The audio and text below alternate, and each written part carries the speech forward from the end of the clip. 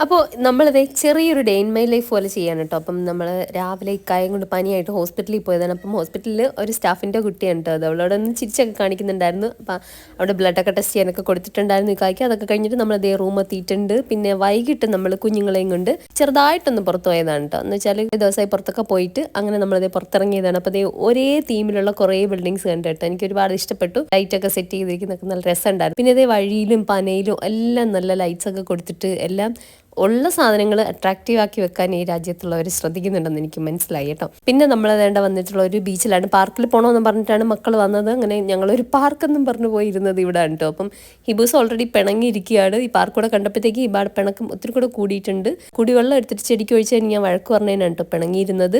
അപ്പം അവൾ നോക്കുമ്പോഴത്തേ കടലിൽ ഇത്രയും വെള്ളം കിടക്കുന്നുണ്ട്. പിന്നെ എന്തിനാണാവോ ഈ വഴക്ക് പറഞ്ഞതെന്നായിരിക്കും അവൾ ആലോചിക്കുന്നത്. കടലിൽ ഇങ്ങ് അറ്റം വരെ വെള്ളമാണ് കേട്ടോ.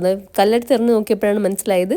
ആദ്യം ഇട്ടത്ത് മനസ്സിലായിട്ടില്ലായിരുന്നു അവിടെ വെള്ളം ഉണ്ടോയെന്ന് തന്നെ നമുക്ക് അറിയത്തില്ലായിരുന്നു. അപ്പം അവിടെ നിന്ന് വന്നിട്ട് നമ്മൾ നേരെ വന്നിട്ടുള്ളത് ലുലു മാളിലേക്കാണ് കേട്ടോ. കുറച്ച് വീട്ടു സാധനങ്ങളൊക്കെ വാങ്ങിക്കാൻ വേണ്ടിയിട്ട് നമ്മൾ അന്ന് വന്നിട്ടുണ്ടായിരുന്നല്ലോ ആ മാള് തന്നെയാണ് കേട്ടോ. ലുലുവിന് ഇവിടെ കുറേ മാൾസ് ഉണ്ട്, അതുകൊണ്ടാണ് എടുത്തു പറഞ്ഞത്. അപ്പം അന്ന് കവർ ചെയ്യാൻ പറ്റാത്ത കുറച്ച് ഭാഗങ്ങൾ ഇന്ന് എടുത്തിട്ടുണ്ട് കേട്ടോ. മൊബൈൽ ഫോൺസും മ്യൂസിക്കൽ ഇൻസ്ട്രുമെന്റ്സും ഒക്കെ ഉണ്ട് ഇവിടെ. അപ്പം ആ ഒരു സെക്ഷനിലേക്ക് നമ്മൾ പോയിട്ട് വീഡിയോ എടുത്തിട്ടില്ലായിരുന്നു അന്നൊന്നും. അപ്പം ഇന്നതേ ജസ്റ്റ് ഞാനൊന്ന് വീഡിയോ എടുത്തിട്ടുണ്ട്. ഫ്ലോറിൽ കൊടുത്തിട്ടുണ്ട് ഏതൊക്കെ ഏരിയ എന്നുള്ളത്. ടോയ്സ് സെക്ഷൻ അങ്ങനെയൊക്കെ കൊടുത്തിട്ടുണ്ട്. അടിപൊളി ടോയ്സും പിന്നെ അതെൻ്റെ ഡോൾസ് ഒക്കെ ഇരിക്കുന്നുണ്ടായിരുന്നു. ഡോൾസിൻ്റെയും ടോയ്സിൻ്റെ സെക്ഷൻ കണ്ടാൽ ഏത് പ്രായമായാലും ഒന്ന് നോക്കി നിൽക്കുമല്ലോ. ഞാനും എൻ്റെ മക്കളോടൊപ്പം ഒന്ന് നിന്ന് വായി നോക്കി. പിന്നെ അതേ നമ്മൾ നോക്കിയത് ഡ്രസ്സിൻ്റെ സെക്ഷനാണ്. അവിടെ വലിയ കാര്യമായിട്ടൊന്നുമില്ല. നമ്മുടെ നാട്ടിലൊക്കെ തന്നെയാണ് കേട്ടോ കുറച്ചുകൂടെ ഒക്കെ ബെറ്റർ ആയിട്ട് എനിക്ക് തോന്നിയിട്ടുള്ളത്. പിന്നെ വന്നപ്പോൾ നട്ട്സിൻ്റെ സെക്ഷൻ വന്നപ്പോൾ നമ്മുടെ കോസ്റ്റ്ലി ആയിട്ടുള്ള മക്കാദാമിയ ഷെൽസ് ഉണ്ടല്ലോ, അതിൻ്റെ തോടൊക്കെ ഉള്ളതുകൊണ്ട് ഇല്ലാത്തതുകൊണ്ട് തോട് കളഞ്ഞിട്ടുള്ളത് ഞാൻ ഫസ്റ്റ് ടൈം കാണുവാണ്.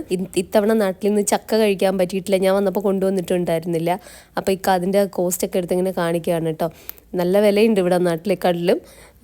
പിന്നെ ഇതേണ്ട കുറേ ചോക്ലേറ്റ്സും പിന്നെ അത് ഈ ഒരു സംഭവം കൊണ്ട് നമ്മുടെ ബെൽ പെപ്പർ പോലെ പല കളേഴ്സിൽ കിട്ടുന്നുണ്ട്. ഇത് ചെറിയ തക്കാളിയാണ് കേട്ടോ. അതിന് വേറെ എന്തോ പേര് പറയും, അത് അറിയാവുന്നൊരു കമൻറ്റ് ചെയ്യാം കേട്ടോ.